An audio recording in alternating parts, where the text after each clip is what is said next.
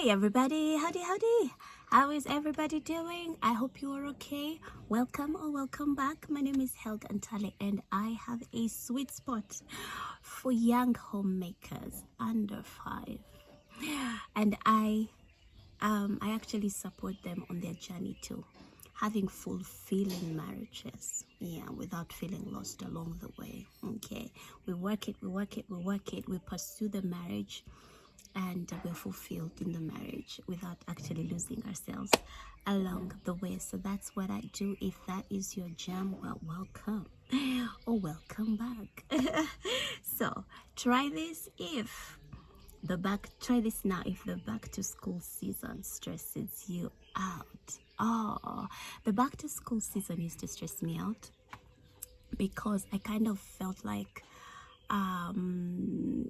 the children are on holiday only for roughly a month, okay, and that's the time, roughly the time that people get money. We kind of, in Uganda, we kind of work for the people that get salaries. Most of them earn monthly, okay, so you kind of have one income, which is one salary, right, in 1 month to take back all the kids to school. So woe to you if you have more than one child, and yet even sometimes one child is just taking a huge chunk of your income. And so that's why there's a lot of stress around the back to school season. It's because we're looking at this one income and this 1 month's salary to kind of take care of 7 children, of which we need to pay them their fees. We need, transport that is going to take them to school. We need upkeep. We need, there's just so much. There's a lot of shopping.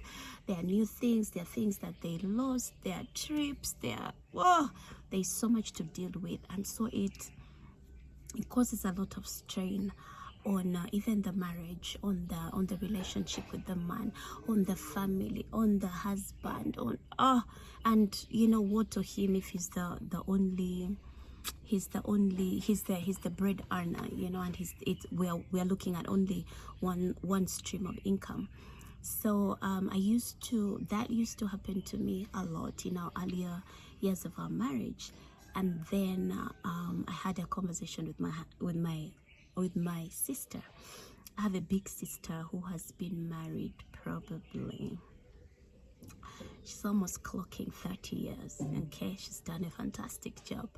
And one time we were having a conversation, and she said and she said that every month, whether the children are going to school or not, whether they're on holiday or not, every month they would take off a chunk of money for school fees, okay, and then put it on a separate account, so that when it is time for children to go to school, you just pick whatever amount that you need and pay up. And it was like wisdom. I keep telling you, older women have a secret. That's why it's in the scripture that older women should be training the younger women. So when you have an older woman, treasure that person, okay, because they carry wisdom. God has put wisdom in that woman for you, okay? So that's the secret that my sister gave me. That's the tip that it changed my life.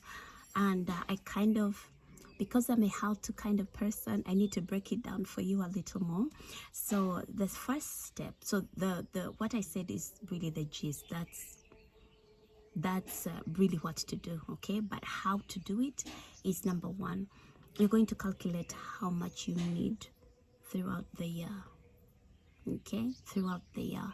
And you could do that by calculating each child's, requirements, needs, I don't know, whatever it is that you need. Their school fees, do they need books, their school supplies, the transport that you need to actually take them to school.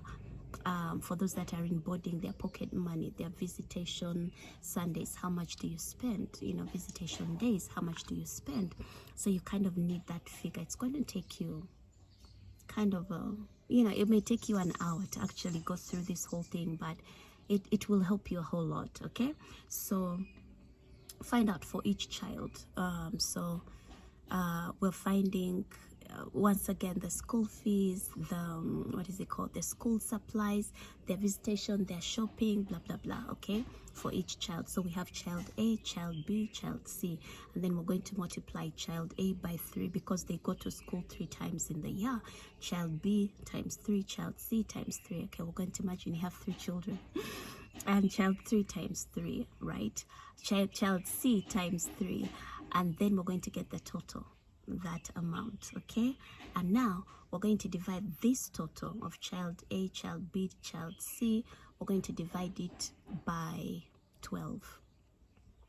Okay, so once we divide it by 12, it's very likely that you will have a certain figure that you're going to put off, that you're going to save, the amount that you're going to save every month, so that by the fourth month, you actually have enough money for that term. Do you get what I mean? And then you'll save up. Okay, so we saved January, February, and oh, sorry, the kids go back to school in let's use the national curriculum. They go back to school in February. So we have November, December, January. Okay, so we have November, December, January. You are saving up money, so by February you'll have enough money for those children. Okay, it's very likely, roughly, you will have enough money for them, or at least you will add a little bit from, you know, this 1 month salary, or that one income. You'll be able to add, but it won't take a toll on you, the chunk that you will remove from that money. So yeah, so that's what we'll do: November, December, January, and then we use that in February.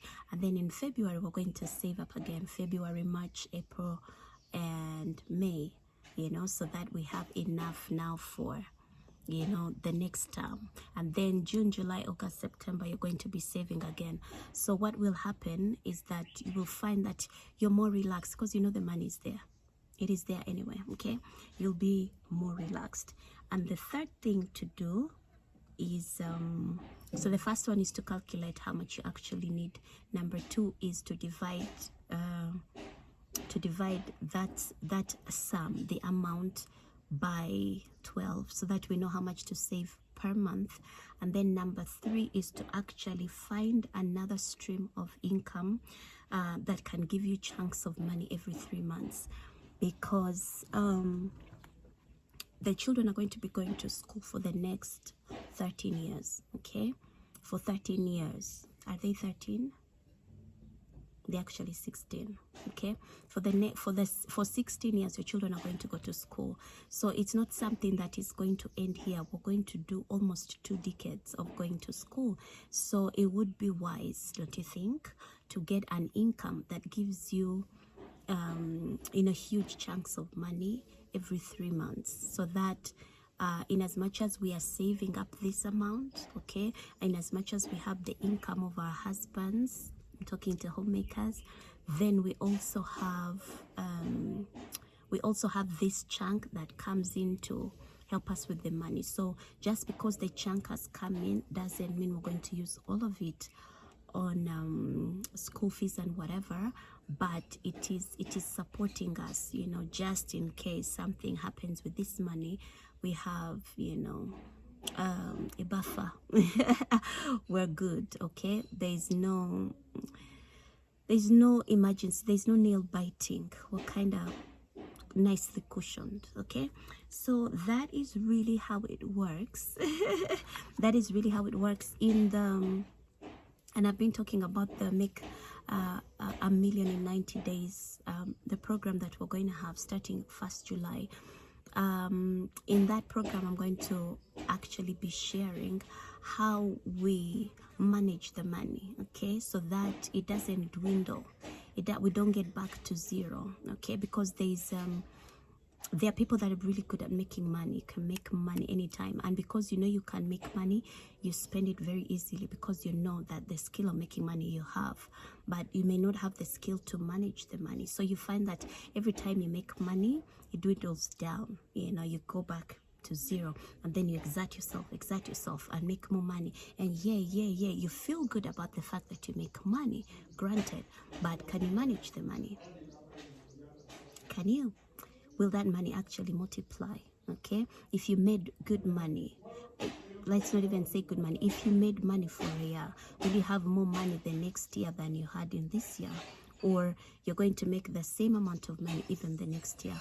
Then there's a problem with money management. So in the program, we're not just going to cover how to make the money. Okay, I feel like making money is super easy. How to manage it, that's the kicker. That's the thing, you know, how to manage it and how to multiply it. Whew, the management is actually harder than multiplying. Yeah, multiplying easy.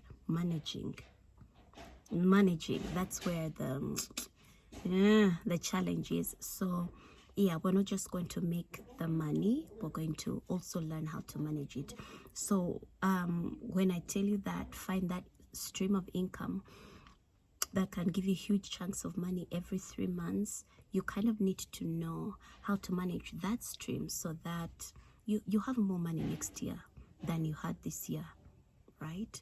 So that's really it. If you would like to join us on the A Million in 90 Days, in the A Million in 90 Days program, absolutely, get in touch. Okay, I love you, and I'll see you in the next video. Bye, I love you.